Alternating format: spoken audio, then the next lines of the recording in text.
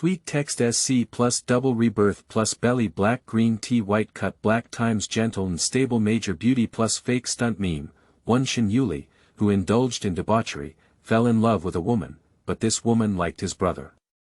Shen Yuzhou has a gentle and considerate appearance, which is completely opposite to him. In an accident, he returned 2 years ago and decided to humbly play the role she liked in order to win her heart. He put away his fangs, put on his outer shell, infiltrated her side, and hooked her in. 2 When she found that Shen Yuli was not quite what she had in mind. She was worried that he would hit someone on the spot and dirty her shoes on purpose, but he gently said it was okay. When he broke through the blind date, he thought he would humiliate her, but he solemnly told her, he has good conditions and can consider it. She felt something was wrong until one day she was bullied. He gradually wiped away the dirt on her face and turned around to teach her a lesson. As she returned and saw him, her heart trembled slightly and she called out to him, Shen Yuli. He slowly turned around, slowly wiping his blood-stained fingers. His eyes were as dark as ink, but he smiled at the corner of his lips and said, "Ah. It seems like he's been discovered." At that moment, she instinctively wanted to escape. Later on, I realized that I couldn't escape, was stuck in a quagmire, and couldn't escape. I once said I love you with sweet petals and sharp thorns, but now I beg to become the wind to listen to you, and become the flowing water winding towards you. Cernuda's reality and desire ** when she has never liked Shen Yuzhou before * the male lead is a bit of a pervert with vinegar, not quite normal * meet you at dusk sisters when she is when Moo's sister keywords of the novel. Deep Sentiment Trapping without pop-ups. Download the complete collection of Deep Sentiment Trapping TXT, and read the latest chapters of Deep Sentiment Trapping. Chapter 1. Death. You are listening at novelfull.audio. Chapter 1 Death. I once said I love you with sweet petals and sharp thorns, but now I beg to become the wind to listen to you, and become the flowing water winding towards you. Cernuda's reality and desire. The air in Songshire is humid and hot, with evening clouds entering the sky. After the rain, the wind is accompanied by coolness, and there are colorful flowers piled up at the entrance of the flower shop. The flower girl was carrying a pot of blooming crabapple and placing it outside. When she looked up to wipe her sweat, she saw a figure with a long body standing up. Her eyes lit up and she instinctively stroked her hair. The man is tall and slender, wearing a light gray shirt and black suit pants. He avoids the puddles on the ground and walks with long legs towards this side. Up, there is a face that is as unforgettable as ink paintings, with a vivid outline that is extremely eye-catching, even more so than the most gorgeous flowers. His expression was somewhat casual, like clouds drifting aimlessly in the sky. As he approached, he casually said, "Do you have any narcissus?" She met his gaze, her face blushing uncontrollably, and the mosquito and fly said weakly, "Yes, I can help Mr. Take It." She carefully packaged a handful and handed it to him. He took it over and asked for the price, swept the money over, and then Shiran left. The girl was a bit reluctant and chased a few steps outside, only to see a woman in white standing beside a parked car not far away, like the most expensive lily in a flower shop, beautiful and holy. The woman's gaze seemed to unintentionally sweep over this side, and her sneaky gaze met unexpectedly. At that moment, she was amazed by her beauty and also embarrassed by her evasive actions. She silently retreated back, feeling somewhat disappointed, thinking that only such a good-looking person could be worthy of him. When she took a panoramic view of everything and averted his gaze as if nothing had happened. She just got off the car to get some air, but it ended up being misunderstood by a girl who had a crush on her. As the man approached, he turned around and opened the car door to sit in. At the moment of closing the door, a big hand suddenly stopped the door frame, propped it open, and threw the bouquet of flowers into it without any pity. The scent of retreat filled her nose. She furrowed her brows and looked at the man sitting in the driver's seat. "Isn't it a chrysanthemum?" Just now before he got off the car, he pretended to ask her what kind of flowers to buy, and she said chrysanthemums. He just casually asked without any intention of using it, so why ask her? Shen Yuli paused for a moment on Wenxi's pure white side face through the rearview mirror, and fixed his gaze on her eyebrows, which had not relaxed since getting on the car, for a long time. He said inexplicably, Miss Wen cares about him so much, but doesn't she know he likes Narcissus? Why bother asking for her opinion just now? When she felt that this person was simply inexplicable, and he didn't know which one of his tendons was wrong. He was acting strangely here. She was too lazy to pay attention to him and remained silent. Shen Yuli's eyes dimmed as he started the car. Seeing him driving slowly, when she felt a bit impatient and said, "Can you drive faster, Mr. Shen? I want to ensure the safety of my passengers, Miss Wen." Wenxi once again stopped speaking. Today is the anniversary of Shen Yuzhou's death. Shen Wen and his family have a good relationship, and she has always regarded Shen Yuzhou as her elder brother. 2 years ago, in a car accident, he passed away unexpectedly, and she was sad for a while. Until now, he still feels a bit sluggish and uncomfortable in his heart. Her work schedule was full, and in the morning, Wen's mother said someone would come to pick her up, but to her surprise, the person who came was Shen Yuli. Shen Yuzhou's younger brother. Someone she really doesn't like. Before getting into the car, Shen Yuli helped her open the passenger door. She didn't sit inside, but instead sat directly in the back seat. Is this mocking her for treating him like a driver? It's really childish. She admitted to having a mild temper, but when faced with Shen Yuli, she was always forced to choke silently by him. When she propped her forehead and pressed her heart with a sense of dryness.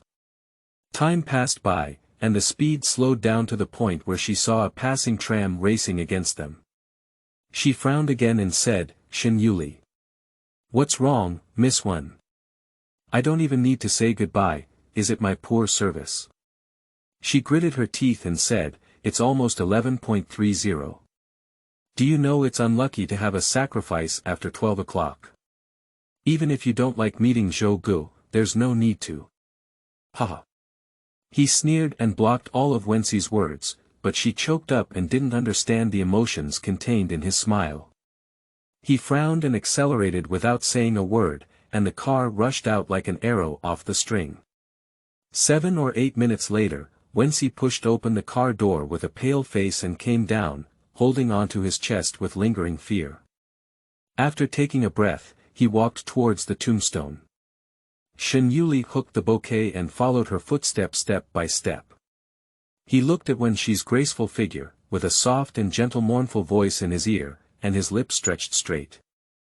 When he saw the person on the tombstone who looked 7 or 8 times similar to him, he breathed a sigh of relief and averted his gaze. After when she stood up and stood far away, he leisurely stepped forward, put down the Narcissus, looked at the photo twice, and then turned around and said, "Go back." When she was slightly stunned and said, "Don't you say something?" Shen Yuli raised his lips and asked, "Should I say something?" Her eyelashes drooped slightly and she walked straight towards the side of the car. Shen Yuli made a self-deprecating hook at the corner of his mouth and followed slowly with his long legs. When she hesitated for a moment in front of the car door, then suddenly bypassed the body of the car, opened the passenger door, and sat in. He hesitated slightly in his footsteps and turned his head to look at the person who had already fastened his seatbelt when he entered. "You've learned to be smart this time, don't you treat me like a driver."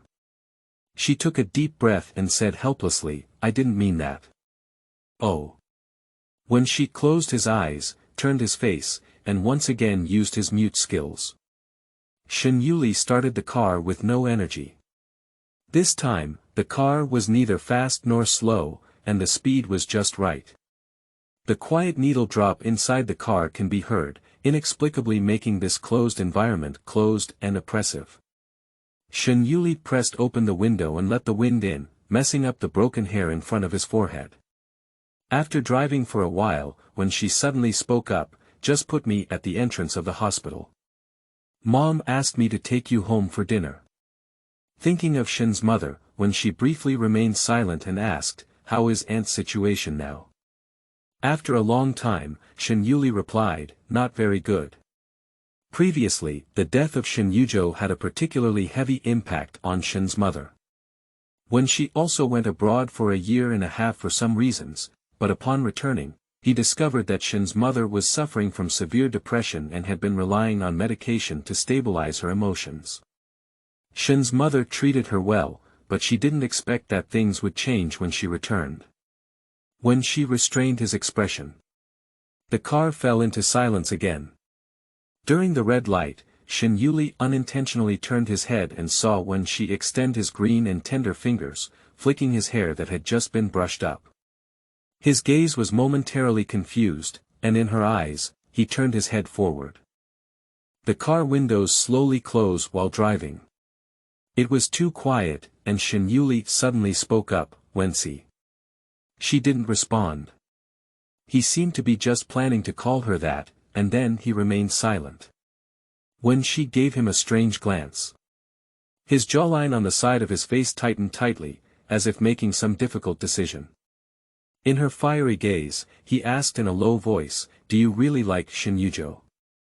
Wen Shi was taken aback and about to say something when he saw a car rushing towards her, reflected in her suddenly shrinking pupils. She looked up in horror, and the large truck rushed towards them like a wild horse or a rushing torrent. Wen Shi's brain was blank, and the sound of the tire rubbing against the ground in her ear was piercing and roaring. She seemed to feel her body tightly embraced by someone, and her body temperature seemed to be substantially enveloped. She heard a shout from the soul in her ear, and Shen Yuli let out a low and uncontrollable voice. Wensi. Bang. The sky's shattering flames exploded. She opened her lips and murmured, but could no longer make any sound. About my good sisters digging a hole and asking me to fill it, it's funny to talk about it in detail. At first, when we wrote about the evening, she said she wanted to write a story about a psychologist. The hostess's name was Wen Shi. I said we should have the same family name as my hostess. Then I arranged for her to become my hostess's sister, and then I arranged for her to leave the scene. Who knew that 2 years later, she forgot about the whole completely. I found many readers were asking Wen Shi, and I thought I should give Wen Shi an explanation, so I had this book, thank you to her, as well as to the Twilight readers who have been eagerly anticipating the story of Wensi. Additionally, I would like to thank my friend who is studying psychology for recommending psychology books to me and discussing some psychological issues with me. This book is about a man's secret love and pursuit of his wife, with a long period of ambiguity, but it doesn't affect its sweetness. Reading instructions, reference list.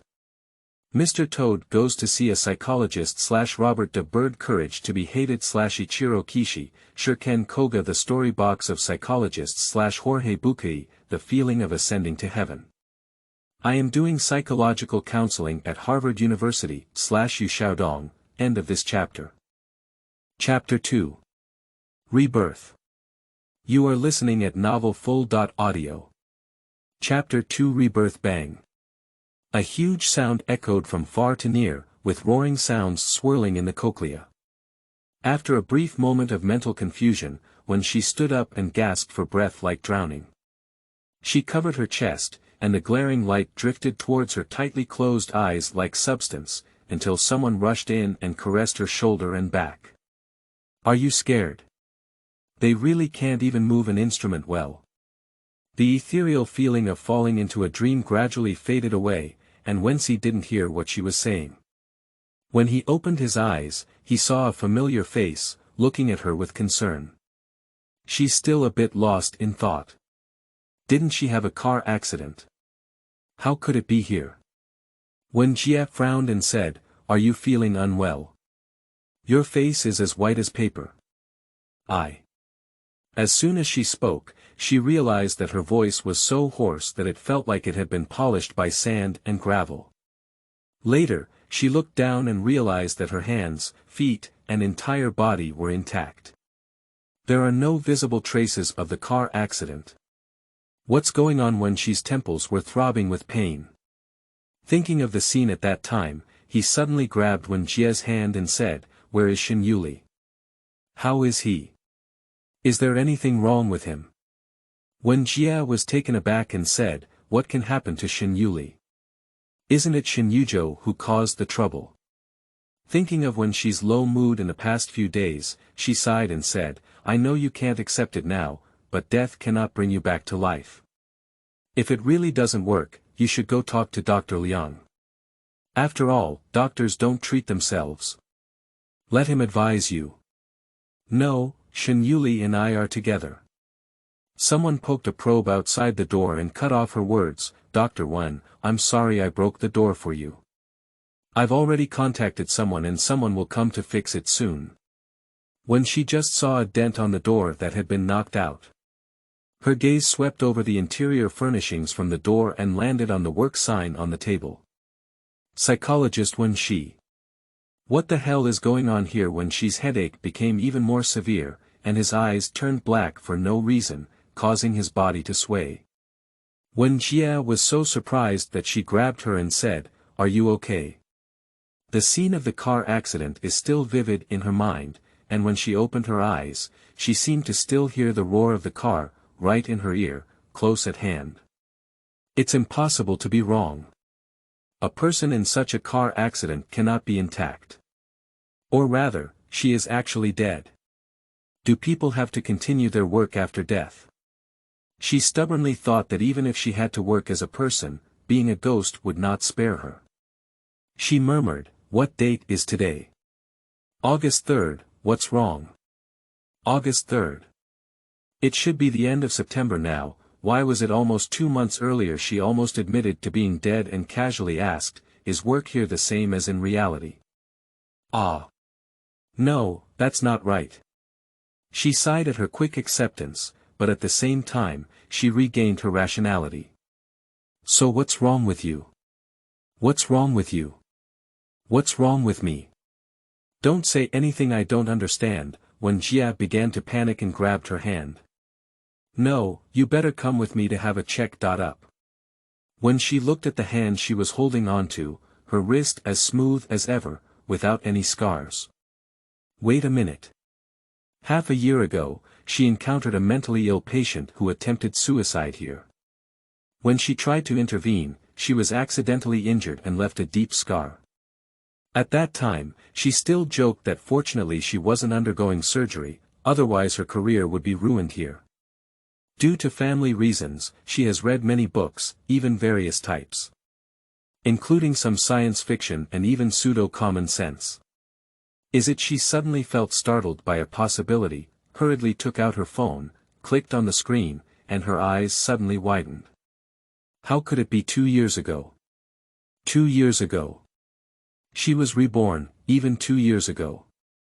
She looked carefully at the calendar. Based on time calculations, today is the anniversary of Shen Yuzhou's sacrifice. As if to verify her hypothesis, her phone vibrated wildly. When she trembled as his fingers picked it up, his heart beating so fast that it was imbalanced. Mom. Today is the day when Yuzhou was buried. Xiaoxi, go and see him off.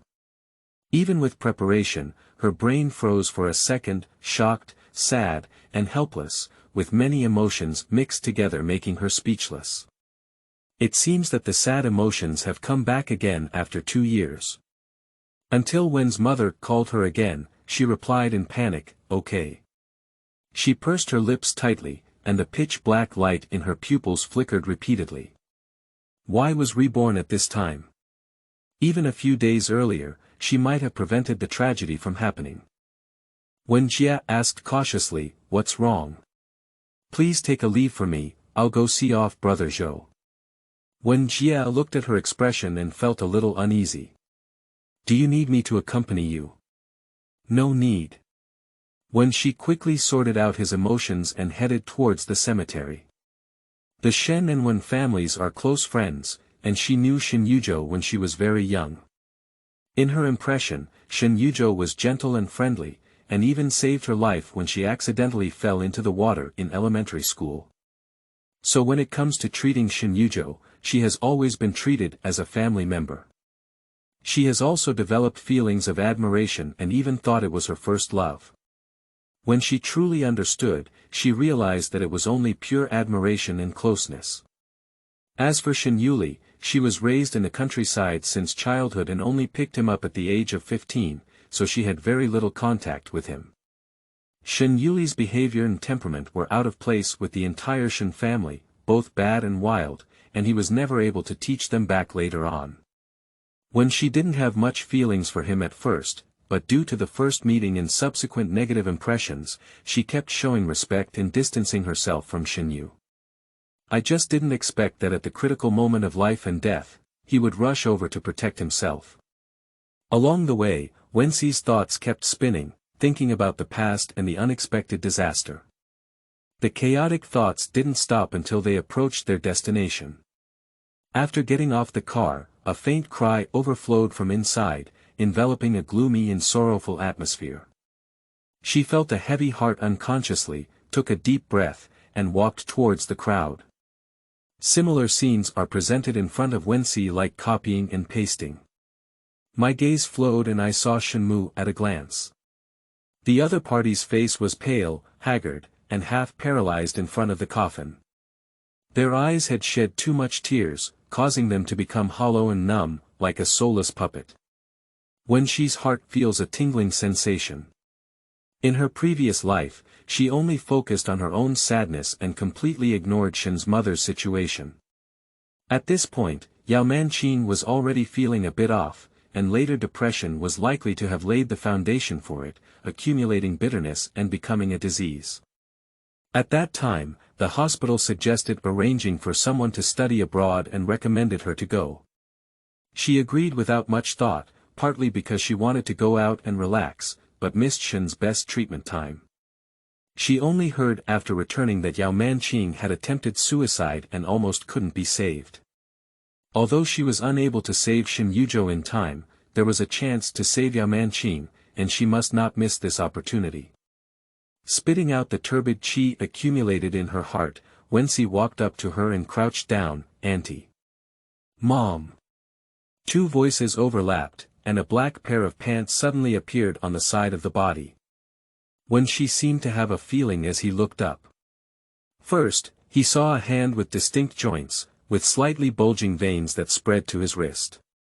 Then, like a slow-motion camera, he slid up, down his chest, and finally met a pair of pitch-black pupils.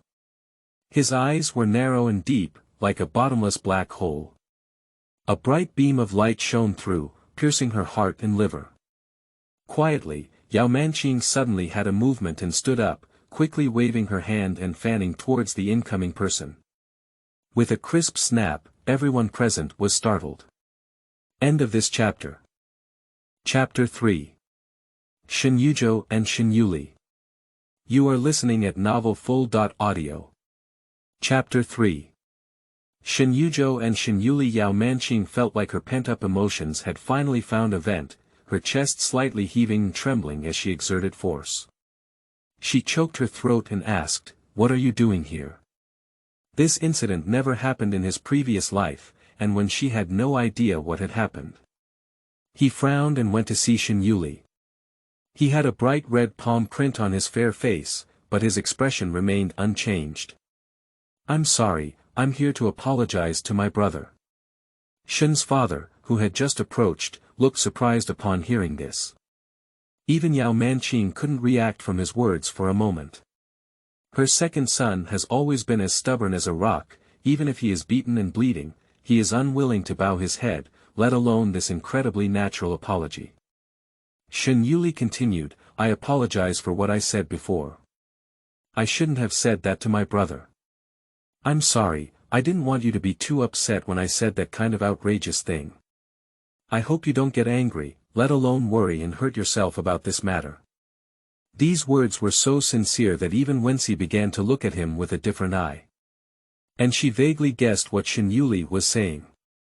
In the previous life, on the day Shen Yuzhou had an accident, Shen Yuli stood on the side like a stranger, watching coldly. It was precisely because of this that Wenxi's impression of him was even worse.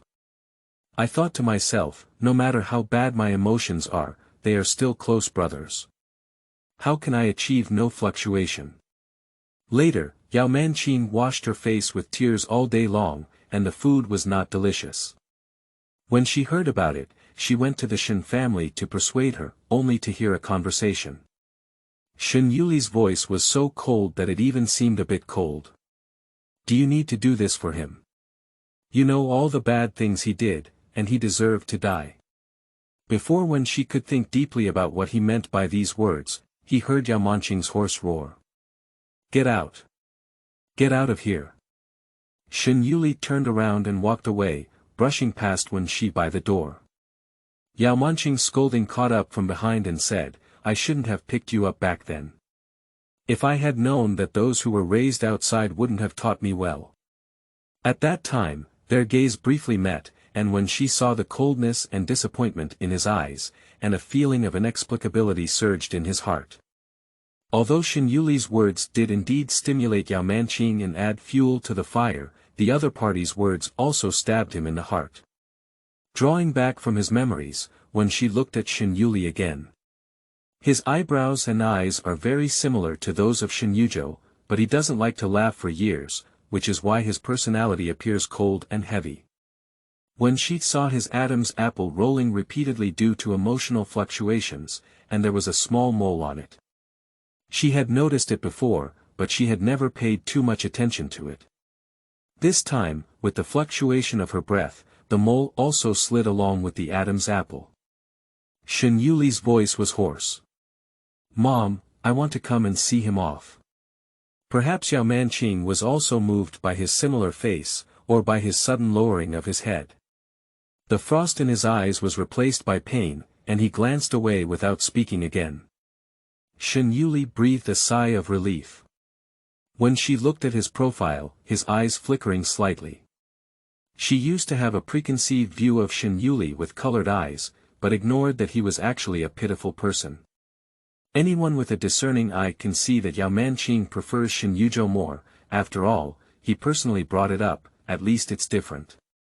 Perhaps during the days when Yao Manqing was close and affectionate towards Shen Yuzhou, he also developed envy around him. Probably a lifetime of rebirth, coupled with Shen Yuli's final protection for her, she began to calmly examine this person from the perspective of an observer. It seems that he is not as bad as she thinks. This interlude is over, and the funeral will continue. According to local customs, unmarried men who die horizontally outside are not allowed to enter their homes. Shen Yuzhou passed away in a car accident on the spot, without even a chance for rescue, because in another province, the procedures and transportation of the body alone delayed a lot of time. It took 7 or 8 days to bring Shen Yuzhou's ashes back, and nothing was left after burial. Yao Manqing regained her hollow and numb eyes, but her hands were as cold as ice. When she tightly held her hand and kept an eye on her condition. After the end, Yao Manqing's knees softened and he fainted. When she had anticipated earlier and spoke out to calm the panicked crowd, saying that it was just excessive sadness. He would just go home and take a nap. Shen Yuli carried Yao Manqing back to the car, while when she followed and took care of him, but stopped when he got on the car. His Cayenne hasn't been replaced for 2 years, and seeing her again really gives him a bit of an immersive panic. In her memory, the car accident had only recently passed, but what happened in just a few hours seemed to have really been so far away from her for a lifetime. Shen Yuli noticed her hesitation, tilted his head slightly, and asked, "Did you come by taxi?" Wen Shi's eyes made him hesitant to look at each other and he said, I can take you back first. Wen Shi blinked and began to wonder, was Shen Yuli so considerate? Shen Yuli didn't hear her answer and asked again, "Aren't you leaving?" She stopped thinking and stepped into the back seat of the car, saying, "I took a day off. I'll go back when my aunt wakes up." Shen Yuli did not express any further opinions and entered the car to start it. After a while of driving, Shen Yuli's voice suddenly rang out again, "Dr. Wen." When she paused, "What's wrong?" Although she often heard this title, in her memory, it was really the first time it had been spoken from him. It's not Miss Wen with a sarcastic tone, nor is it Wen Shi with a proper tone, but Dr. Wen with a gentle and polite demeanor. He worried and said, "Is my mom okay?" "It's okay, let her rest well after going back, don't let her work hard anymore." "Okay, I got it, thank you." When they rarely have such a calm conversation, when she frowned and said, "You're welcome." They returned to the Shen family without any further conversation. The villa of the Shen family is not big, but warm and clean. The taste of the home is very strong. The first floor is Yao Manqing's room, and the second floor is Shen Yuzhou and Shen Yuli's room. There are no servants at home, and Yao Manqing is a typical housewife who relies on herself for cooking, laundry, and cleaning. When she looked at Yao Manqing on the bed and thought for a moment before preparing to fetch some hot water to help her wipe her face. When passing by the study, I heard a conversation between Shen Yuli and Shen's father inside. Shen's father's voice became even deeper. "I know you suffered when you were a child. It's understandable that you had grievances in your heart, and we've been working hard to compensate you. Your mother's words that day were not intentional, so I apologize to you on her behalf. Don't take them to heart." When she had no intention of eavesdropping on the conversation and wanted to leave quickly, but the next sentence made her stay put. "I also disagree with what your brother did, and I have criticized him, but after all, it was your brother, our biological son. We couldn't be so ruthless. I don't evaluate him when he's outside, but at home, he's not at fault for your mother, me, or even your younger brother." When she's eyebrows moved inexplicably. What did Shen Yuzhou do? It's not her fault for being curious, it's just because in her impression, Shen Yuzhou is a perfect person with appropriate behavior, known as the gentle young master in the eyes of the world, and also the youngest professor at B University, with both talent and appearance. Even her mother praises Shen Yuzhou. So what could make Shen Yuli hesitate to use the phrase, "death is worth living," to describe the next second? Shen Yuli spoke up, "I know it's me who spoke recklessly. My mother is so sad about my brother's situation, and it's my fault. It's because I didn't do well enough before. If I were good enough, she would think of me being with her in the future and not always immersed in my brother's emotions." Shen Fu sighed and said, "It's nothing to do with you. I used to think you weren't sensible enough, but now it seems like you've really grown up." He raised his hand and patted Shen Yuli's shoulder, his tone also unable to conceal his sadness. "In the future, just go home and spend more time with your mother, and also spend more time with me." A slight noise came from outside, and Shen Yuli's gaze shifted from his father's hand towards the door, then withdrew as if nothing had happened. Under the slightly drooping eyelashes, those eyes were emotionless. 27. It's time to grow up. End of this chapter. Chapter 4. You scared her. You are listening at novelfull.audio. Chapter 4. You scared her. The interior decoration was simple and warm in color. When she stuffed Shen Mu's wiped hands into the blanket and stared blankly at the towel in his hand. Everything she encountered after returning slightly overturned her mindset. What she once overlooked and didn't think deeply about suddenly became clear now. What is the secret about Shen Yuzhou? Why is Shen Yuli now different from what she remembered? She will never forget the scene when she first met Shen Yuli. At that time, he was fighting. No, it should be said that he was beating someone unilaterally, or a 1.1 fight. The ferocity in his eyes matched the actions of his subordinates. She was afraid that he would cause harm, so she trembled and wanted to call the police. At that moment, the man turned his head. The coldness in his eyes had not yet been regained, so he rushed straight into her eyes. She was afraid of being affected by the fish in the pond, so she prepared for him to turn around and run if he dared, but the next second he suddenly opened his mouth. "Call the police now." Then she saw someone next to her who was probably with him, as if looking foolish, rushing to call the police with their phones. Shen Yuli stared at her intently, whether it was a threat or a doubt as to why she hadn't left yet. The blood on her hand was still dripping down her fingertips, drop by drop. Wensi has run a long distance, but still has lingering palpitations. Dong dong. The knocking on the door startled her, and she instinctively stood up and said, "What's going on?" "It's noon, come out and have a meal." "Oh. Good." When she came out with a basin of water, briefly groomed it, but when he came out, he saw only Shen Yuli at the dinner table. She felt a little uneasy and embarrassed. "Where's uncle?" He sat at the dinner table, slowly sorting the dishes, looked up at her with a calm and gentle gaze, and said, "There are some things that need to be dealt with, they will come down in a while." When she always felt that she was not suitable to stay here. She didn't know how long it would take Shen Mu to wake up. She pursed her lips and said, "Otherwise, I'll go back first. Auntie's side is not a big deal, please feel free to contact me if you have anything to do later. I'll also come to see her frequently." Shen Yuli paused slightly as he held his chopsticks and gently placed them on the opposite side. "I've been tired for half a day, at least I'll have a meal before leaving, or do you think it's uncomfortable to have dinner alone with me?" "I'm really uncomfortable." But she didn't expect him to say it directly. Then he stood up and walked towards her. Wensi stayed in place and didn't dare to move. 1 step, 2 steps, a short distance. He brushed past her without pause, his voice gentle and smiling, "I'll go up and call my dad down." The footsteps behind him grew farther and farther away, and when she's breathing suddenly relaxed. His eyelashes trembled lightly, and he raised his hand to rub against the tip of his nose. When Shen Yuli and Shen Fu came down again, Wensi was already standing at the dinner table. Shen's father's mental state was also not very good, so he raised his hand and gestured to her, "Don't be shy, just treat this place as your home. Let's eat." The table was eerily quiet, and Wensi didn't have much intention to eat.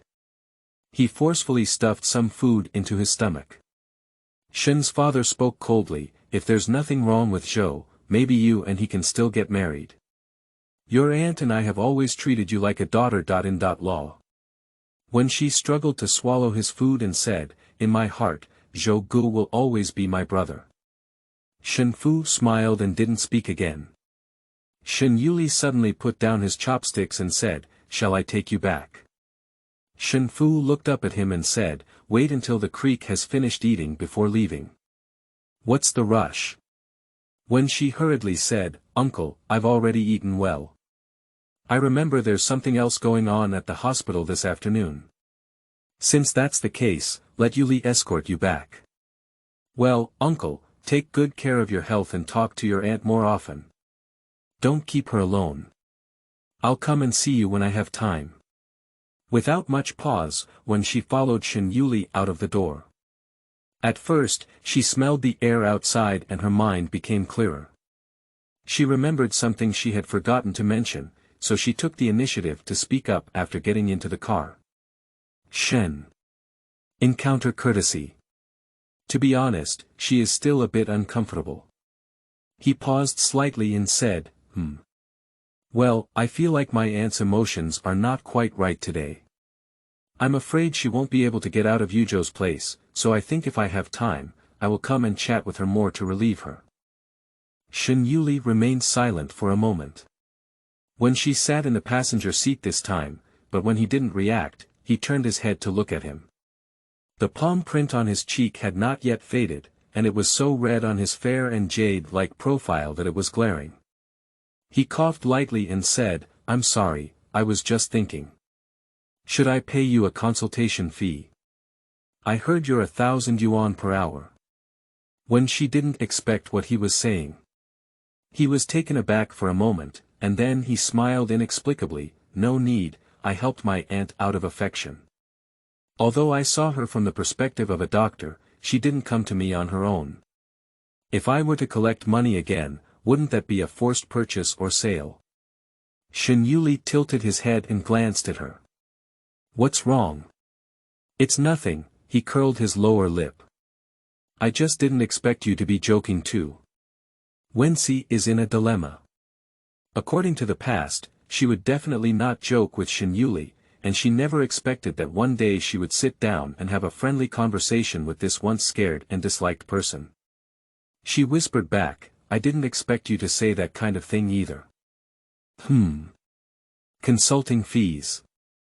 Shen Yuli joked, so it seems that you had a deep misunderstanding of me before. When she glanced out and drifted towards the window, feeling a bit uneasy. Nothing. He stopped talking. This section of the road is a bit long, and the traffic is starting to jam up again. Wensi is gradually feeling drowsy, and when he is drowsy, there is suddenly a rapid honking sound from behind, followed by a loud bang, causing the car body to sway forward.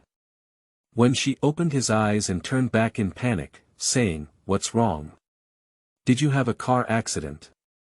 "It's okay, there's a rear-end collision." "Don't move here, I'll go down and take a look." Shen Yuli unbuttoned his seatbelt and pushed the door open to get out of the car, his pupils suddenly turning cold.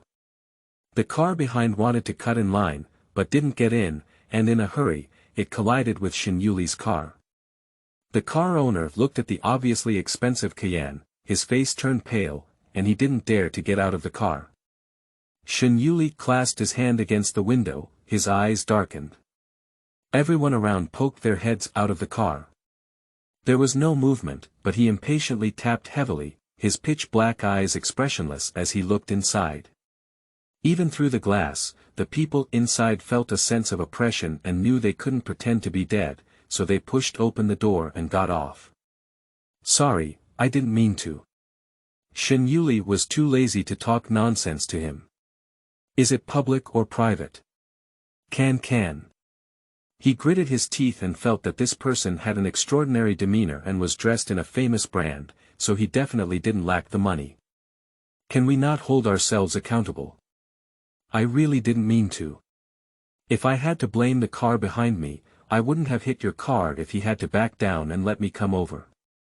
The person behind heard this sentence as soon as they got off the car and became unhappy. "Hey, are you shameless? You were supposed to cut in line, but you blamed me for not making room for you. If everyone indulges in cutting in line, what rules are there? Isn't it normal to not drive on the road?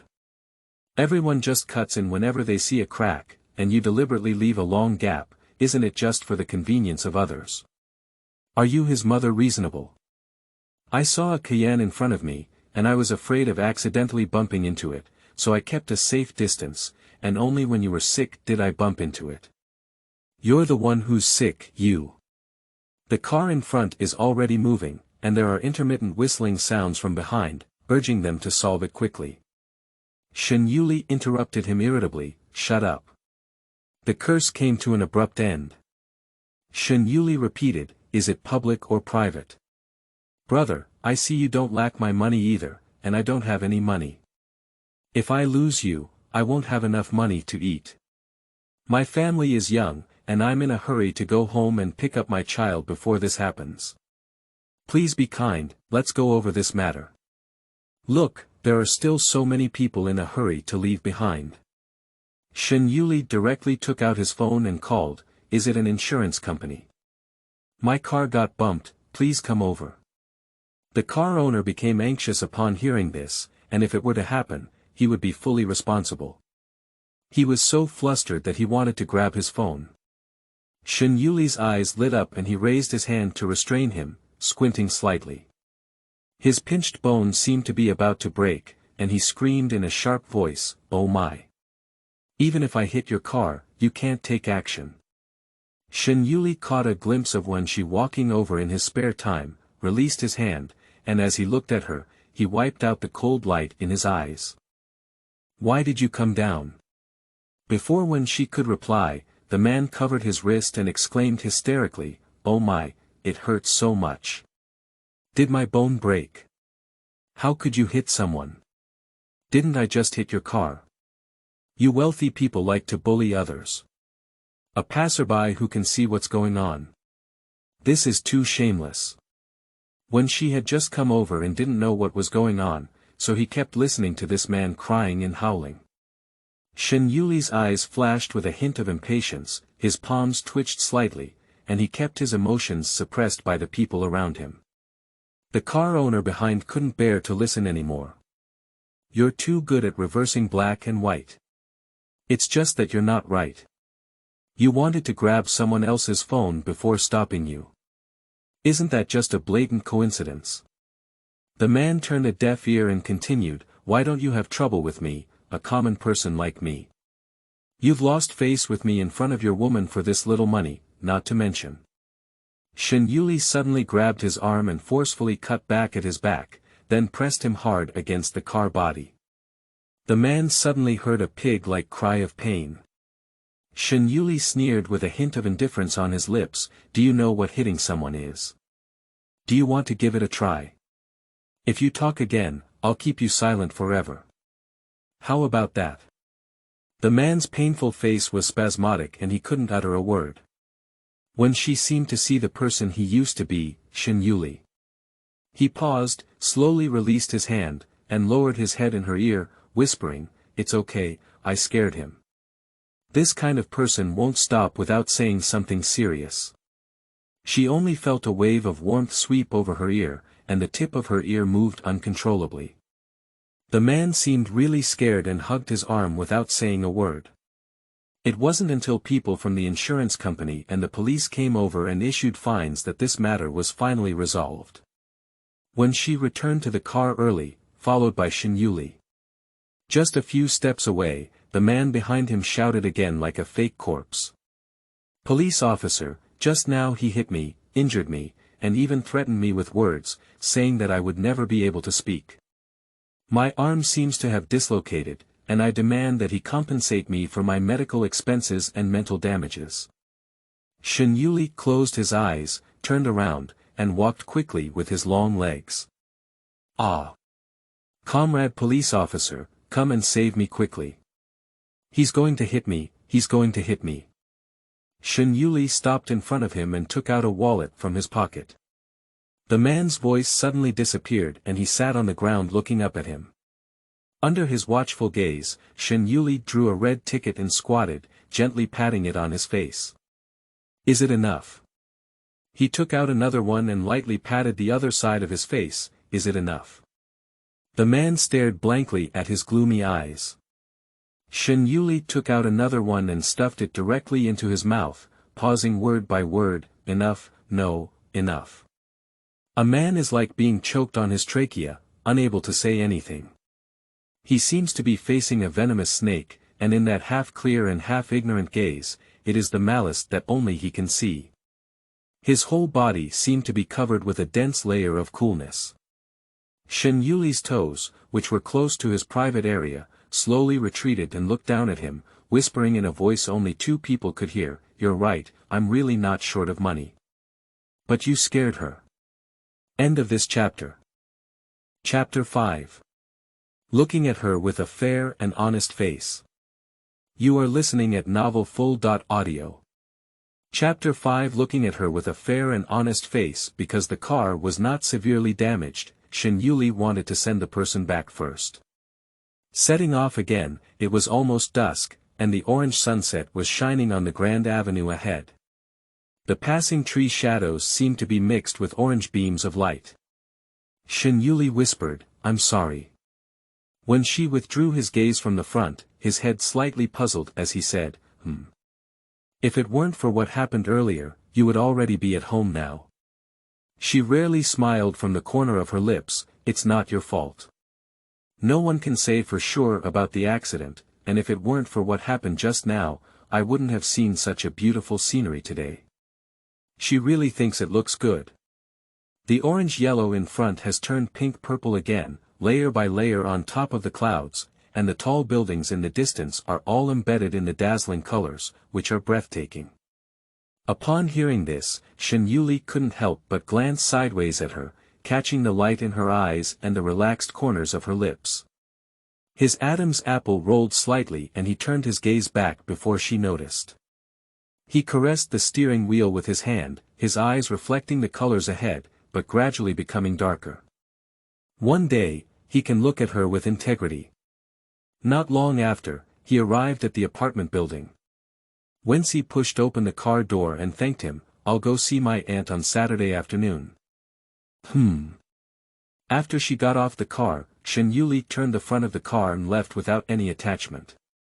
When she looked at the rear of the car, lowered his eyes in contemplation, and unconsciously raised his eyebrows. It's so strange. Before figuring out what was wrong, a person suddenly patted her shoulder from behind. She turned around and exclaimed in surprise, "Tong Tong. Why are you here? Isn't this here to see you? I'm afraid you'll be depressed, so I'm here to talk to you." When she turned around and walked into the door with her, saying, "What can I be depressed about? I'm not that fragile yet." Shu Tong furrowed his brows and said, "A few days ago, I saw that you were still going to die like that. Your eyes were swollen like walnuts, and I was afraid you wouldn't be able to get through." She was momentarily lost in thought, realizing that the death of Shen Yuzhou had such a great impact on her. She didn't take this sentence and changed the topic. "You don't need to bring your junior brothers and sisters tomorrow." "No need, I've been working on papers these days and I'm so annoyed. I happen to come to your place to relax and unwind." The two are best friends. Shu Tong is a graduate student at T University and is currently in her third year with a master's degree in engineering. She is quite busy and it's not easy to find time to spend time with her. The two of them walked out of the elevator. Shu Tong was wearing a black short skirt with her buttocks wrapped around her chest, leaning against the wall to watch her open the door. She observed her expression and asked, "Who was the person who just came to see you off?" When she pushed open the door and said, "Shen Yuli." She hesitated and said, "When did your relationship with him get so good?" "I went to attend Yuzhou's funeral, but my aunt fainted and took care of me. Then he took me home." When she looked at me sideways and said, "Is there any problem?" A very reasonable explanation, no problem." Shu Tong threw his bag onto the sofa, lowered his hair and sent a message. When she caught a glimpse of it in his spare time and then moved it away as if nothing had happened. She sent it to Mother Wen. "Auntie, I have already seen the stream and it looks pretty good. Don't worry, I will be with her tonight." When she picked up the dishes and divided the small bowl of vegetables and rice brought by Shu Tong. "You eat first, I'll go heat up the soup." Shu Tong broke off the disposable chopsticks and said, "Just heat it up a bit. Come and eat it quickly. The rice will also cool down in a while." As soon as when she returned and took a few bites, he noticed that the person across from him was a bit absent-minded. Recalling some things from the previous life, he understood in his heart, but still asked, "What's going on?" "Something on my mind." Shu Tong wanted to say something, but after a pause, he swallowed it back and said, "It's okay, let's eat." Wensi put a piece of braised pork belly in her bowl. "I've known you for 10 years, and I knew you were going to cry when you shrugged your nose. Now you tell me it's okay. Tell me, what's wrong?" She lowered her eyebrows and sighed, "Didn't I think you were already quite unhappy? If I tell you about my situation again, it's not adding to your emotional burden." When she chuckled lightly and said, "Do you know what people usually do when they are unhappy to help alleviate their emotions?" "What are you doing?" "Get busy and use other things to divert your attention." When she put down his chopsticks and stood up. "The soup is hot now, I'll go get it, come back and tell me." Shu Tong looked up and muttered to her back, "It's truly professional. In just a few words, I want to tell you everything." Wensi majored in psychology and became a psychological counselor upon graduation. Wensi turns back and puts seaweed egg vegetable soup in front of her. "No matter whether I'm professional or not, as a friend, you should talk to me. What can you do if you don't tell me what you are worried about? What can you do if you feel comfortable?" "I'm not feeling comfortable." She picked up a spoon and took a sip of soup, breathed lightly before starting to say, "Aren't I in my third year of graduate school now? My supervisor wants me to pursue a PhD, and my parents want me to find a job, so I'm stuck in a dilemma. So what do you think?" I didn't think much about it. Originally, I was a person with no independent opinions. As you know, I took the postgraduate entrance examination because I couldn't find a good job. After all, my major is too weak, and not pursuing it is not enough. The biology major is indeed a sinkhole. But, she sighed, I just don't like my parents' tough attitude, and my mom always says that I'm old now and should start a family by looking for a job. She urges me to go on blind dates every day. I'm a graduate student in T-year, can't I get married? And how old am I? I'm only in my 20s and 60s, and now there are many people in my 30s who don't get married. Besides, why do people have to get married? I feel like they are really cliched, as if getting married is a lifelong task that people must complete, and at a certain age, they must complete the task of getting married. She picked up a piece of meat with chopsticks and said with a resentful expression, what's good about getting married? With such a high divorce rate now, even my first and middle school classmates are getting remarried. I told my mother about this, guess what? She actually said, foolish child, if marriage is not good, can they get remarried? Hee, I can't refute it, and I don't understand why they are willing to believe in love even after getting divorced once.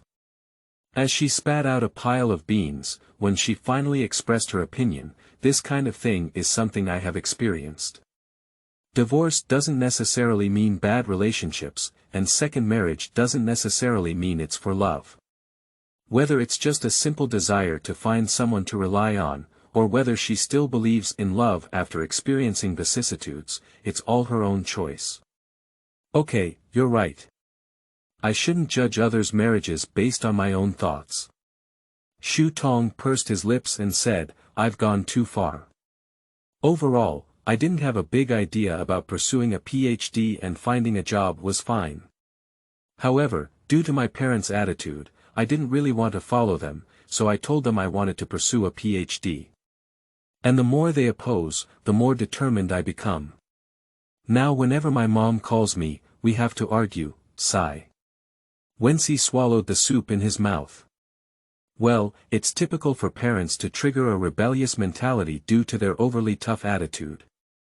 This chapter can be paired with Liang Bo's Sunset Boulevard, which also has a lot of plot lines. Shen Yuli will be the slowest one to pursue his wife, ha ha ha. Shen Yuli. Are you polite? End of this chapter. Chapter 6. He seems to be very fond of you. You are listening at novelfull.audio. Chapter 6. He seems to be very fond of you when she knows what the outcome of the previous life was, but she cannot tell her directly.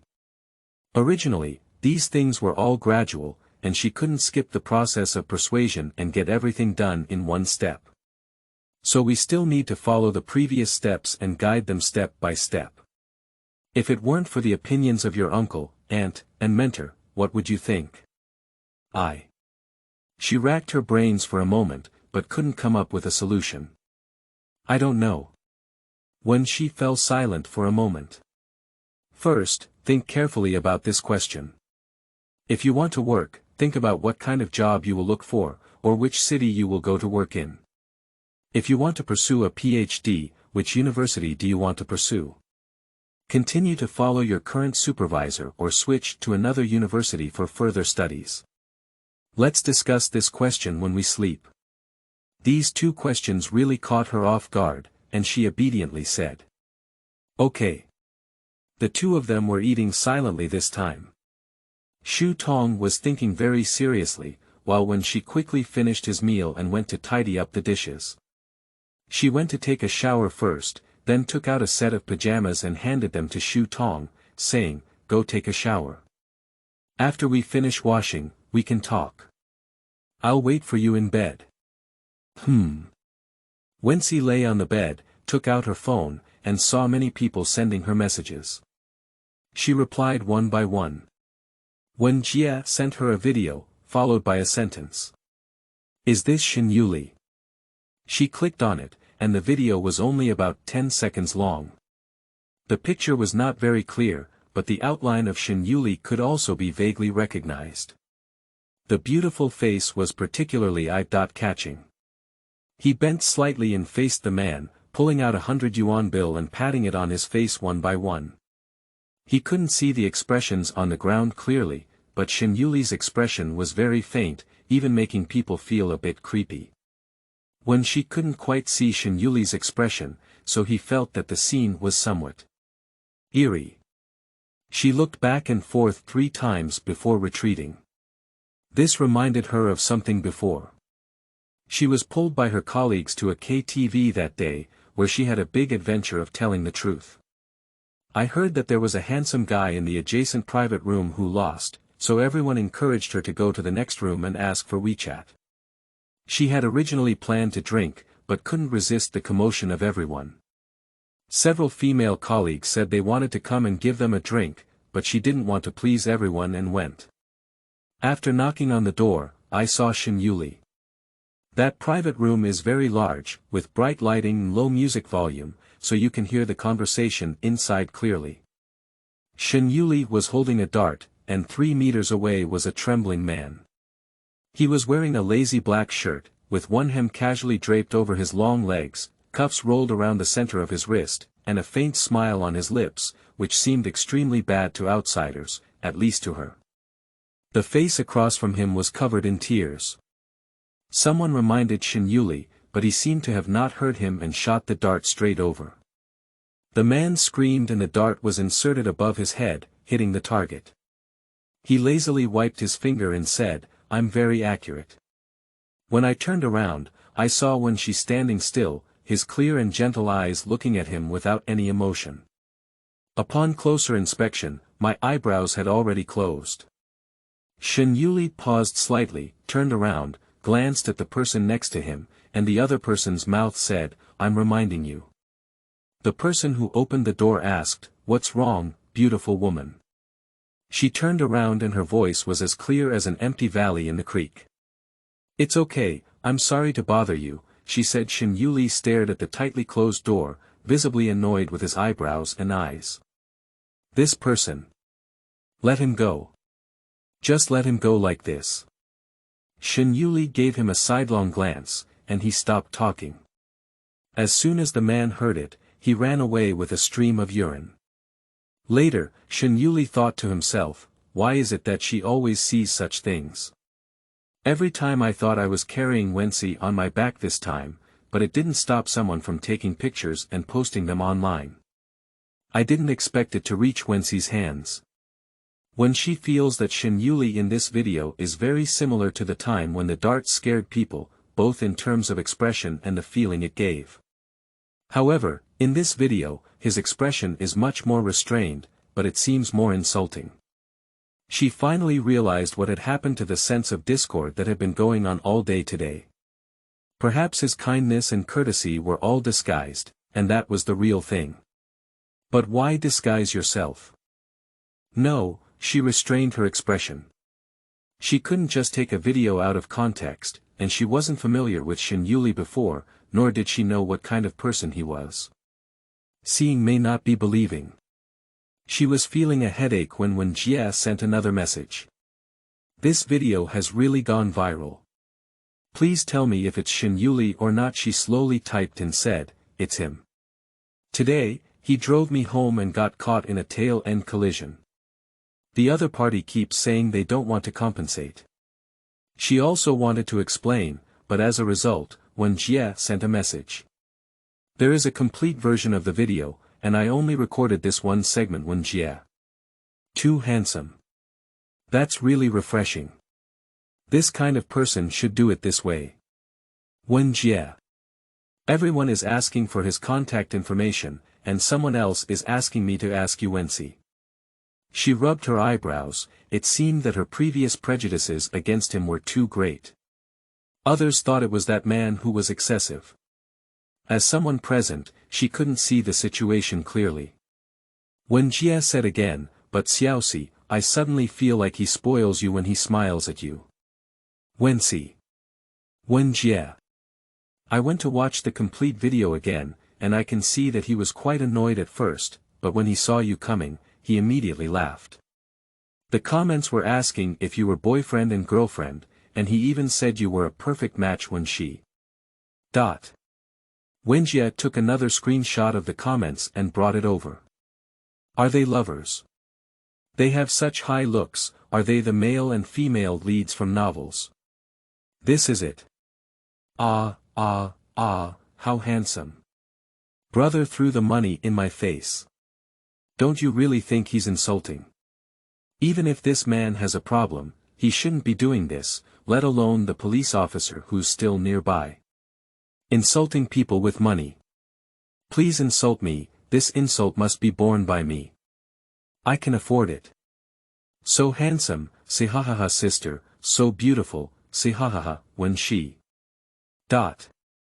She was just about to reply to when Shu Tong came out of the bathroom. The next second, a new contact person was added to her phone. The WeChat name is a period, with additional information. I am Shen Yuli. She paused her fingers before clicking through. Shen Yuli quickly sent a message. Sorry, I only found out about the online message.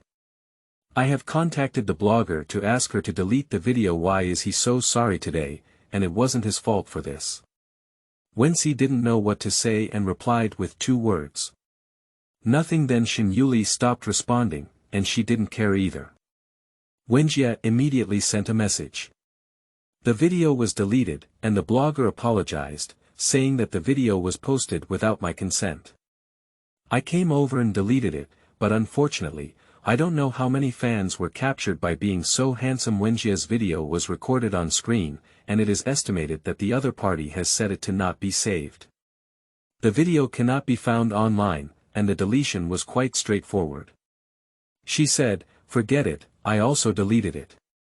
Since I didn't agree, it's not good for me to keep it. Shu Tong stuck to her and said, what video? Xiao Shen bullied people twice for a reason, not to blame him.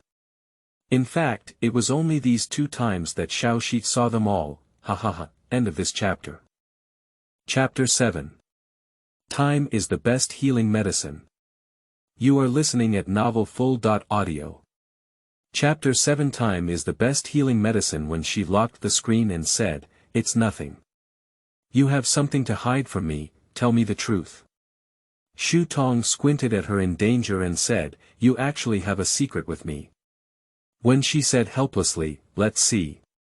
She opened the chat interface with Wen Jia in front of her, and Shu Tong clicked on the video with her pupils dilated, saying, damn it, is he so handsome. When she blinked. It seems that her preconceptions about Shen Yuli were too deep, causing her to completely overlook his handsomeness and only feel that he was a bit dangerous. Shu Tong flipped through the chat records and roughly understood what was going on. Because you weren't familiar with him before, and I didn't pay much attention to him, I should have told you that I attend the same school as him, right? But they are not from the same class. Shu Tong did not have a bachelor's degree at T University. When she was admitted to graduate school, Shen Yuli had already graduated from there, leaving behind some rumors about this T University graduate. However, there are many handsome guys in T, and Shen Yuli stood out from a group of handsome guys and gained a good reputation. Apart from that face, it was mainly because he increased the occupancy rate of the classroom. He majored in animal medicine and achieved good grades. He received scholarships every year and enjoyed taking elective courses. He could take any course, including tea art, handicrafts, ceramics, love psychology, crime psychology, and so on, which led to a high volume of students in each elective course. This matter was told by Shu Tong a long time ago and has become a legend of tea. When she once listened to the scene of Shen Yuli going in one ear and out the other. Now, when he listens again, he feels like Shen Yuli is just a flamboyant peacock. Shu Tong is still gossiping, I've seen his photos before, and I don't feel like he's as handsome as a video. You're so familiar with Shen Yuzhou, why aren't you familiar with him? When she choked for a moment, not knowing how to say it. She didn't really want to speak ill of others behind her back, but only said her own feelings. It feels like he's a bit dangerous and not easy to approach. Why? When she murmured softly, look at the danger. You're not someone who judges people by their appearance, and I don't think he's that scary either. She clicked on the video again and said, okay, this video looks a little bit, but your look doesn't have much persuasiveness. Has he done something before? Indeed, the one who knows oneself the best is her best friend. However, when she didn't intend to go into detail with her and abruptly changed the topic. Have you thought of the question you just wanted? Now Shu Tong choked up. After a while, she hesitated and said, I've figured it out. She moistened her throat and said, if I were to look for a job, I would definitely stay in this city and I don't want to go anywhere else, but I haven't really figured out what to do. It depends on which company wants me or whether there are good opportunities. If I were to pursue a PhD, it would be good except for the difficulty of graduation. After all, I am busy with work and pursuing a PhD, but at least a PhD can keep me moving forward and allow me to stay on campus as a teacher. It's also quite leisurely to think about it. When she smiled and said, so, don't you have an answer now? Is the balance in your heart already biased? Right. You are not without your own opinions, but rather unwilling to make up your mind to think, or you are avoiding choices. Shu Tong also admitted to this matter and sighed, but it's useless for me to make a good decision. What do my parents say? I think it's too much. On your uncle and aunt's side, you can talk to them openly and carefully about your own ideas, rather than just talking with anger when you meet. They always like to make decisions for you because they always say they don't know what they asked you before. Just like when you were taking college exams and asked what you want to learn, you said you don't know, and asked which city you want to go to, but you still don't know, then they always have to make decisions for you. They asked you to study accounting, didn't you listen too? Uncle and aunt didn't do much to you either. Shu Tong lifted her eyes and said, so this time I said I want to pursue a PhD, why is my mother so opposed? She keeps talking about my age. That's because she also felt that you were deliberately speaking angrily and deliberately confronting her. When she held her hand and pinched, think about it. When you first told me, you said you didn't want to follow their wishes. You understand it yourself, can they not see it? Shu Tong fell silent again, as if recalling her attitude towards her parents. She is not the kind of person who is unwilling to think, nor is she unable to admit her mistakes, or sometimes she can't save face, as if bowing her head before losing. However, she could hear the words of Wensi.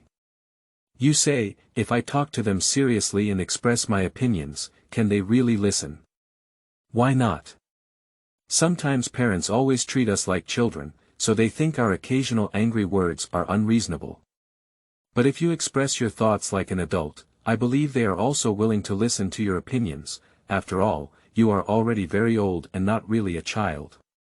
Moreover, how could uncle and auntie only want to argue with you? How long do they not see you once? The chances of meeting you in the future will be fewer and fewer, and they definitely want to communicate with you well. However, every time you speak with anger and opinions about each other, that's why you don't hesitate to say more. After a while of silence, Shu Tong finally nodded and said, I know. When I have time, I'll go home and have a good conversation with them. When she smiled at the end of his eyes and said, communication is the best bridge. She hugged Wenxi's waist and rubbed her head against her shoulder, saying, it's really nice to have a friend who is a psychologist. I used to feel quite annoyed about something, but I've talked a lot about it with you. Actually, it's good for you to talk to anyone, but the main thing is to confide in them. Don't squeeze yourself and make a knot in your heart. She slid her fingers around Wenxi's waist, which felt itchy. Just as she was about to stop her, she exclaimed, why are you still so thin on your waist? You're not losing weight again, are you? When she couldn't help but laugh and cry, I can't be any thinner. I envy you so much. You should be thin where you should be.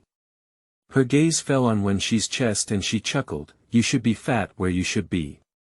When she looked thin, but his chest was not small, pure C, and still full. Shu Tong is so envious that she's about to cry. She wanted to move her hand up restlessly, but was held down by Wenxi and said, don't play hooligans. They're all women. What's wrong with touching them? It's really not possible. I'll touch them back for you. When she retorted calmly, there's nothing easy to touch about yours. Ah. Watching her hair explode, Wen Shi's eyes curved with a smile. After the commotion, Shu Tong said, I was originally afraid that you would be too sad to sleep today. It seems that I was too worried. Wen Shi restrained his smile, but his lowered voice was somewhat meaningful. Time is the best healing medicine. In her world, it has been 2 years since this happened. Shen Yuli. My wife has a really good figure, Qingqing. My wife is quite skilled in calling me, but even my girlfriend is not yet proficient, Shen Yuli. Shut up, Shen Yuli. Can I appear now? I can't always live in legends, can I, Qingqing, reluctantly. Okay, end of this chapter. Chapter 8. 5 Cats. You are listening at novelfull.audio. Chapter 8. 5 Cats. Sunny and pleasant, it's a great day to go out. A black Cayenne parked at the entrance of a pet store, and Shen Yuli got off the car, attracting the attention of several people nearby. Quan Chi walked out of the store, wearing a colorful shirt. Why do you suddenly want to have a cat? Shen Yuli was in a good mood, but he couldn't help but look at his outfit and say, your clothes. It's really ugly. Hey, he lowered his head and glanced at Shen Yuli's dark gray shirt. You look good on it. What do you know? I'm young and beautiful, and young people wear it like this. Well, 20.8, it's quite young. Quan Chi was quite happy just now, but now he's not at all happy. I'm really tired of listening to you, he said as soon as Shen Yuli entered the door. A little girl greeted him and said, Boss. This store was opened by him before, and after only a month or 2, he found it boring and started being a hands-off shopkeeper. He has also opened bookstores, flower shops, and coffee shops. When he gets bored, he goes to take a look, but most of the time he hires people to take care of the shops, just not doing anything serious. So much so that in the eyes of outsiders, he is just an unemployed wanderer, wandering around aimlessly all day, ignoring the good grades he had in school. He looked at the cats and dogs in the cage, they were all pretty, but he didn't particularly like them either. What kind of cat do you want to keep? He pondered for a moment and said, it's easy to take care of. Quan Chi couldn't help but laugh and said, what cat are you bothering me with? I'm afraid you'll keep the cat to death. Shen Yuli bypassed him and said, just don't raise you to death. Quan Chi couldn't laugh anymore. With such a face on his face, it was just that he had a mouth. If only I were mute. Shen Yuli saw 5 small gray cats in the powder cage, staring and squeezing together, with their mouths facing downwards and yellow-brown eyes. They looked 3 times sad, 3 times cold, and 4 times silly. He glanced twice more and asked, what breed is this? Are you good? The shop girl replied, British short-haired cats are quite well behaved, gentle, and easy to raise. He extended a finger and played with someone close to the cage. The other person meowed at him, and the corner of his lips turned upwards, as if smiling. He curled his lips and said, that's it. Okay, I'll find a cage to put it in for you. Do you want the one you just touched? Both are required. She was taken aback and said, do you want it all? Quan Chi was also stunned and said, do you want to keep 5 cats? What? Do you have any objections? You may not be able to take care of 1, do you still want to take care of 5? Shen Yuli's chin slightly raised and he said, didn't you see that they have good relationships? Don't be so ruthless in separating them. Quan Chi. I can't tell, you're quite kind-hearted. But these cats don't look small anymore, do they? How many months have they been? The shop girl replied, it's been almost 4 months now, it's quite old. 2 of them were bought and returned by someone else. One said they have allergies to cat hair, and the other said they have bad luck with mandarin duck eyes. Later on, as I grew older, fewer people bought it, fearing that I wouldn't be able to raise my family from a young age. Shen Yuli doesn't care. He only cares about raising him, and whether he is close or not is not within his consideration. After listening to the cat raising guide, he compiled a cat raising book and several large bags of cat food, and carried 5 gray short-haired cats onto the car.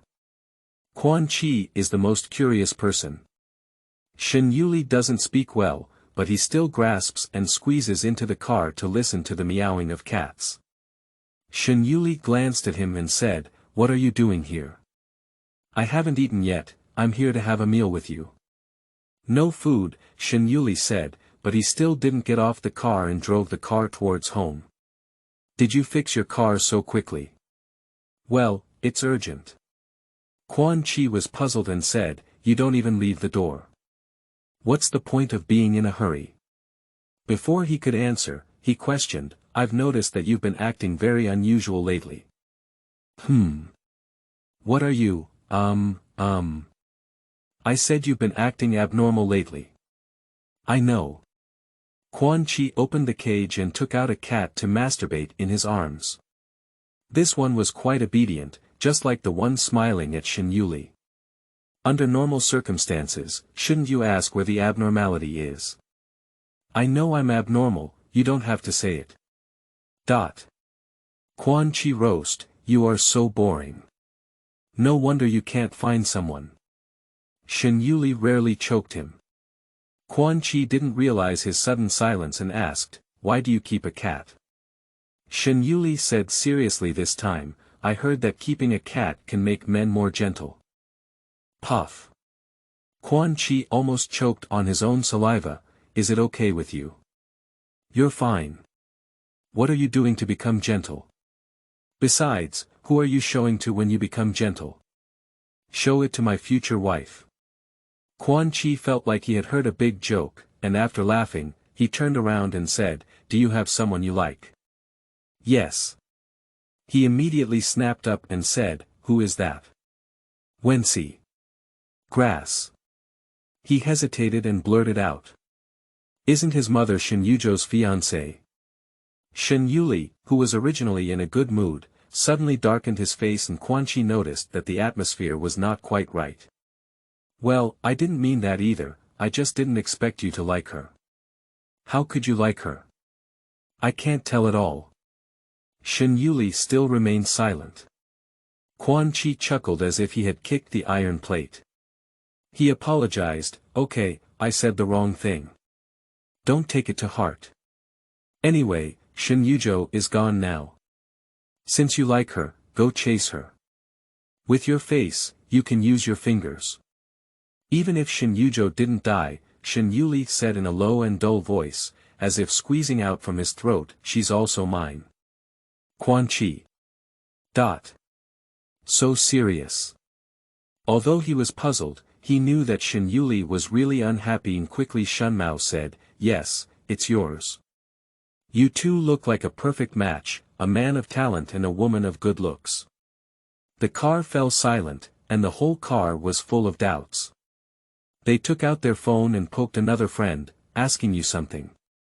"Do you know that old Shen likes Wensi?" After he finished posting, he wanted to withdraw. Shouldn't he have openly revealed this secret? Then he thought to himself, Shen Yuli just said it so easily, as if there was nothing to hide. The other party replied quickly. "Now I know boiling sheep. Grass. Boiling sheep. Is your news true?" Quan Chi recalled Shen Yuli's tone. "Bao, Taij and boiling sheep. Isn't that Shen Yuzhou's future wife? He has a crush on his sister-in-law boiling sheep. Uncle and sister-in-law literature, really skilled in playing Quan Chi. See, he's not the only one who thinks this way, everyone thinks this way. I can't blame him for saying the wrong thing just now. But on the surface, it's still a serious response. What are you talking nonsense about? Don't say this in front of him boiling sheep." As soon as the car stopped, the whole car was in a state of excitement, with the illusion of being caught for doing something wrong. Closing his phone, he said to himself, "We're home now." Shen Yuli nodded and was about to take the cage when his eyes narrowed and he said, "Why is my cat missing one?" Ah. Quan Chi immediately went to check and found that the one he was holding on his lap was gone. He panicked and looked around, and finally pulled it out from under the car seat, carefully holding the cat grandpa to him. Maybe this one is too mischievous, so it ran down there. Shen Yuli glanced at him without hesitation and said, "Help me get the cat food." "Okay. I'm willing to serve the Imperial Army." He followed behind with a smile and said, "But is raising a cat a professional match? Your major is also worth learning." Shen Yuli said calmly, "I keep cats, not treat them." Entering the house, he opened the cat cage, let the cats out, and then said to Quan Chi, "I'm going to cook. Can you help me buy something, such as a litter and cat basin? I'll transfer your money later." Shen Yuli's cooking skills are excellent, and Quan Chi immediately knew that he had a good taste today. He took out his phone and passionately placed an order. After buying it, he remembered something and turned to him, saying, "Where are the 5 cats? Do you want to give them a name?" His chopping hand stopped, and he turned back thoughtfully, looking at the gray cat running with short legs. He went over and gathered the 5 cats together. "Extend your finger from left to right and say, Da Wen. Quan Chi. Dot. Xiao Wen, Dashi, Xiaoxi. Quan Chi. Dot. Finger on the last one, frown. XS." Quan Chi chuckled and said, "I knew I should have lost that one just now. You see, it's unnecessary. Shen Eucalyptus. For dog Shen Yuli. 5 cats in the future, Shen Eucalyptus will appear and follow when Moo." End of this chapter. Chapter 9. Teenagers Who Can't Make Friends. You are listening at novelfull.audio. Chapter 9. Teenagers who can't make friends. Wenxi's life began to follow a routine, except for the unreality on the first day, and gradually adapted to the current life. Especially looking at the familiar faces of some consultants, she slowly regained her feelings. But today something unexpected happened. A person whom I had never seen in my previous life came. Although she didn't know why some places were different from before, she didn't think too much and dwell on it. After all, the development of things is inherently an uncertain factor, and it may lead to different consequences due to someone's momentary mistake. The newcomer is a 17-year-old boy, wearing black framed glasses and a sky blue school uniform. He has several obvious acne on his forehead and his whole face looks quite delicate. The young man first looked around anxiously, inspected the walls on all sides, and then sat down. Wenxi's psychological counseling room was decorated by someone she found herself. She found someone who could paint walls and decorated the entire room as a forest-themed room. On the wall, there are lush trees and colorful small animals. The golden light passes through the gaps in the leaves and converges into a beam of light, shining down. On one side of the wall, there is a painting of a winding stream with drinking sika deer and feathered white swans. There are also several pots of green lilies placed indoors, and the windows are sunny. If the weather is good, a large amount of bright sunshine will pour in, creating a strong and full atmosphere of nature, making people feel very comfortable and relaxed. It is easy for people to relax in the natural environment. After sitting for a while, the young man did not feel as nervous as when he came in. On the table of Wenxi, there is freshly poured warm water, a box of tissues, and a box of colored candy wrapped in fruit candy. She looked at the boy and smiled gently, "Hello." Wenxi is very beautiful, with a non-aggressive beauty, especially when it comes to laughing. It feels like a spring breeze, giving off a feeling of being a lady from a wealthy family during the Republic of China era. Many people easily let go of their guard when facing her.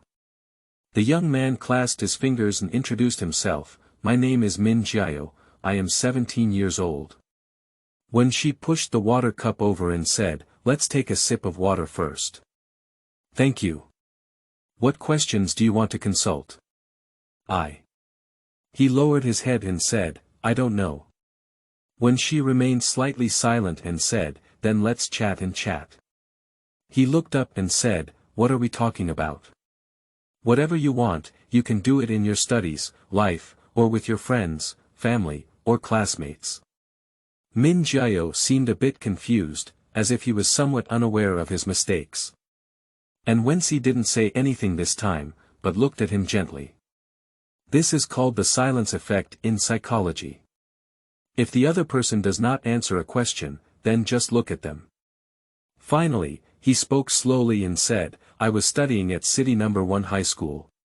In my sophomore year, I studied very well and ranked among the top 3 in my class. My family really liked me, and I had no friends. She asked, are you unwilling to make friends? No, he bit his lower lip. I really want to make friends and try to get to know them.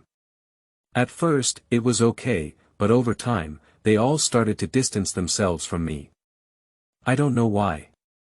Have you ever had any conflicts with them? No, I never argue with my classmates. After listening, she didn't express her opinion, but changed the topic. Why do you want to come for psychological counseling today? It was my mother who asked me to come. She thinks I have been feeling down lately and always absent-minded, afraid it will affect my studies. Why are you in a bad mood? Is it because you can't make friends? It's true, it's not true. He hesitated for a moment, looked up, but saw Wensi looking at him seriously, feeling encouraged and said, I told my mother that I can't make friends. She said that I will go abroad in the future, and even if I have friends now, I will leave here. Now is not the right time, so as not to be sad when we parted ways in the future. She said that I will make better friends in the future, and she also told me that the path of the strong is always lonely, but the person who has always ranked first in the exam has many friends. Wensi now has a rough idea. He couldn't make friends for some reason, so he went home and told his mother that she hadn't found a solution to the problem, but instead told him that he didn't need friends. For adolescents, friends are indispensable on the path of growth. In addition, there is a person who is even better at studying than him as a comparison, who has better grades but many friends. He directly refutes his mother's statement that, the path of the strong is lonely. She threw another question. Have you ever told your mother that you really want to make friends? No, I know even if I say it, it won't work. She'll just tell me I don't need friends and say things like I want to go abroad in the future. Do you want to go abroad? He stopped for a long time without replying this time. When she smiled and said, don't worry, no third person will know what we said today. Min Jiao muttered, I don't want to. I don't want to go abroad, I don't understand why I have to go abroad. My mother's job is in China, and when I go out, I have to be alone in a foreign land, alone. And my English is not so good, I will not be able to communicate well, and I will not be able to make friends even more. I don't even know anyone. Have you ever told your mother about this? No, she will scold me. It seems that all his problems actually stem from his mother. Parents have control over their children. A strong and domineering mother, in general, will cultivate 2 types of children. Either rebellious or cowardly. And he is the latter, obedient and insecure. She asked, where's your dad? My father is very good, but he is very afraid of my mother. My mother is in charge of my family.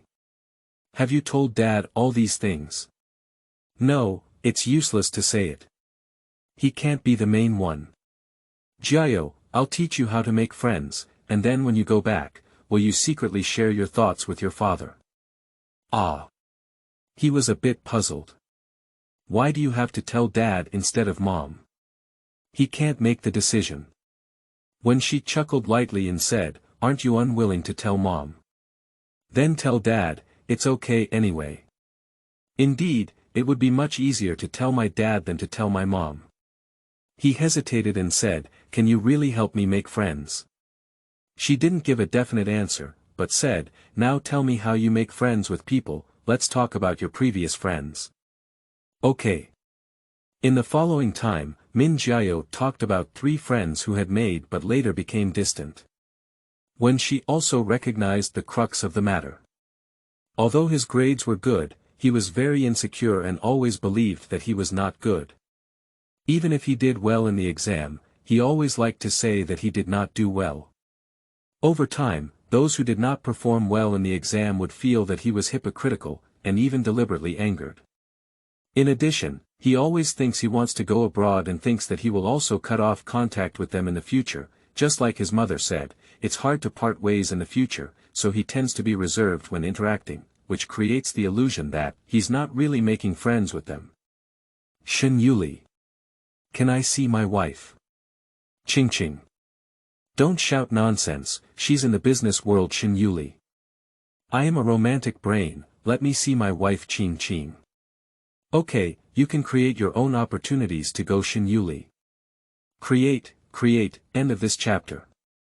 Chapter 10. Even me, a pervert, thinks you're a pervert. You are listening at novelfull.audio. Chapter 10. Even me, a pervert, thinks you're a pervert. When she told him all these questions and said to him, actually, even if you graduate, you will still go your separate ways. It's impossible for all of you to get into the same university. Many high school classmates may become estranged, but there are also some people. Even if you don't keep in touch often, as long as you get together one day, the relationship will come back. Nowadays, with the development of the internet, even if you go abroad, you can still keep in touch frequently. Even if it's not a foreign country, it's different universities in China, and 2 people cannot meet frequently. They rely on occasional contact to maintain their relationship, so there is no difference between domestic and foreign countries. But now you prioritize the results and always think about bad outcomes. How could the process go smoothly? You should open up and make friends with them seriously, and at the beginning of your relationship with this person, hold the idea that you will always be friends in the future. If you think from a different perspective that someone is not genuinely making friends with you, would you still want to continue with them? The answer is beyond doubt, and Min Jiao blamed himself. It turns out I did something wrong, and sometimes I even blame them. Don't think so, you also really want to make friends, don't you? It's just that you haven't mastered the method well. She paused and suddenly asked, isn't it summer vacation now? Yes, I'm at school summer camp, preparing for a physics competition. So impressive. Do you still think you're inferior when you're so excellent? He pursed his lips shyly. You are more excellent than most people I have met, and you are much better than me in high school. I used to not only compete, but also excel in exams. He seemed very interested in this and said, really? Of course, when she joked to himself, I'm very stupid. I can't learn many things, and my grades always fall behind. I spend many nights crying and studying with my textbooks, which makes me laugh. But I heard you graduated from Z University. That's the result of my countless days and nights of crying. Min Jiao suddenly smiled, it was the first time he had walked into this place. When she followed with a smile, using self-disclosure to empathize with him. Sure enough, he looked much better and became closer to her. Time is coming to an end, and today's conversation has come to an end. She took out candy from the candy box, one of each color, and placed it in front of him. If you're not happy, eat one. We'll see you next week. Thank you. He grabbed the candy and stuffed it into his pocket. Doctor, can I call you Sister Wen? Of course, you can call it whatever you want. Thank you, Sister Wen. It turned out that he had 2 tiger teeth when he smiled, and when she praised him, tiger teeth are very cute. Laugh more in the future. He shyly held his mouth tight again. When she watched the young man leave, feeling calm in his heart. I got up and poured a cup of coffee, then went back to my seat and picked up my phone. When browsing social media, I saw the cat posted by Shen Yuli again, but it still had no copy. 5 gray cats, 2 curling up in a ball of yarn, 1 biting the tassels hanging from the sofa, one eating cat food, and one curling up drowsily on the sofa mat with slender and beautiful hands resting on it. This picture is full of warmth, with a deep brown interior color scheme and plain white goose yellow flower arrangements on the table, exuding a scholarly atmosphere. It's completely unimaginable that this is Shen Yuli's home. It is said that a person's personality can be seen through the decoration of their room. Looking only at the furnishings and style, most people would think that the owner is a gentle and cultured person, and no matter what, they cannot be associated with Shen Yuli. Apart from his name. Since the last time, they haven't seen each other for 3 or 4 days, but she can still browse the cat photos posted by Shen Yuli on her social media every day. The backgrounds are different, but when she outlines his home from these pictures. This person a knock came from outside the door, and the next consultant arrived. She closed her phone and put on a gentle and kind smile. On the carved railing lounge chair on the balcony, Shen Yuli was reading a book with great interest. A cat comfortably rubbed against his hand on his lap, and a pair of gold-framed glasses hung on his nose bridge. He looked extremely refined, but also a bit lazy and sexy. What Quan Chi sees is this scene. He was amazed and took out his phone to take a photo. The clicking sound made Shen Yuli turn his head. I see you've been posting quite frequently on your social media these days. What's the use of just patting cats? Patting yourself. You can't rely on cats to attract people either. As a married person, Quan Chi is well aware of the man's caution. A person who used to be like a dead person in their social circle suddenly has one episode a day, either crazy or passionate. Quan Chi sent him the just-taken photo and said, with this, she's obsessed with accuracy. You don't need to thank her. Shen Yuli opened the door and took a photo of his profile. The golden light shone on the high bridge of his nose, making his profile and hands on books and cats look very beautiful. He clicked on save and asked, "What are you doing here? Even if I call you out to play, you won't come out. My brothers are afraid that you will get sick while staying at home, so they asked me to come and see you." Shen Yuli stood up, casually threw the book onto the lounge chair, and walked into the room holding the cat. "If you don't bother, you won't die." Quan Chi curiously went to get a book and said, "What book are you reading so seriously?" 100 Ways to Please Women. He casually opened it, his eyes almost blinded by the yellow/colored content, and his hand trembled as the book fell off. Grass. How do you read this kind of book? Shen Yuli turned around and said in a strange tone, "Have you not seen it? I don't think it's such a pervert." He chased after him, "You can't use it now." The title of this book, how come it sounds like you're licking your dog so much, and you can't tell your reaction by looking at it. He looked down at him as he spoke, and Shen Yuli gave him a light glance, saying, learn, and use it in the future. Can you be so frank with such words? Quan Chi looked at the perverted look on his face and said, "You're really good, really. Even me, a pervert, thinks you're pervert. What medication did you take wrong? You used to have a cold and aloof appearance, but now you suddenly have an opening up and don't mention it, but what else is there? It's like a peacock with an open screen, coquettish." Shen Yuli didn't refute and even asked him, "Are you going to treat me to dinner?" "Ah. Not going. Go. Shen Gu invited the meal, so you must go." 20 minutes later, Quan Chi sat at the noodle shop across from Jiahe Hospital, with a face full of feces. "You said to invite me to dinner is to eat ramen noodles. Don't want to eat. Do you think I feel like I want to eat? I apologize for just saying at home that you are perverted and naughty. There are many ways to torture me, but you don't have to harm the enemy by hurting 1,000 and self-harming 800. Although the environment of this store is very good and clean, the store has many small tables, which makes it very cramped. What's wrong with coming all the way to eat ramen noodles? It's time for dinner now, and the surroundings are packed with people. As there are no seats available, the boss is still organizing a table fight. Quan Chi, a young master like him, has never had a meal in such a crowded place before, and there is still a lot of noise around him. Shen Yuli completely ignored him and seemed to enjoy the environment quite well. This is a table for 4. 2 people are here, blushing and asking if it's possible to share a table. Quan Chi was about to say, "Why don't we leave?" when Shen Yuli looked up and said calmly, "Sorry, there's someone here." They were filled with disappointment. After the person left, the whole car turned over and asked, "Who else is there? Did you even invite someone else to come for dinner?" Shen Yuli still turned a deaf ear.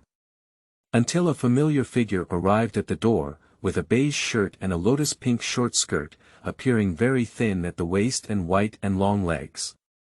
Wenxi frowned briefly when she saw so many people. The person beside her seemed to be complaining about the number of people and was about to turn around to leave. When she saw their table, her eyes suddenly lit up. Then I saw her holding on to Wenxi and quickly walking over. "Can you please put together a table?" Shen Yuli, who had been sitting with his back to the door, looked up and saw Wenxi with a perfectly surprised expression on his face. He then smiled and nodded, "Sure." Quan Chi. Grass. Self-disclosure. Refers to the process in which a counselor and a visitor share relevant life experiences with each other, in order to enhance empathy and mutual trust between the two. Shen Yuli is the most perverted male lead I have written so far, and Xie is not as perverted as he is when he is 3 years old. Xie Jiu. Is that right? Shen Yuli. End of this chapter.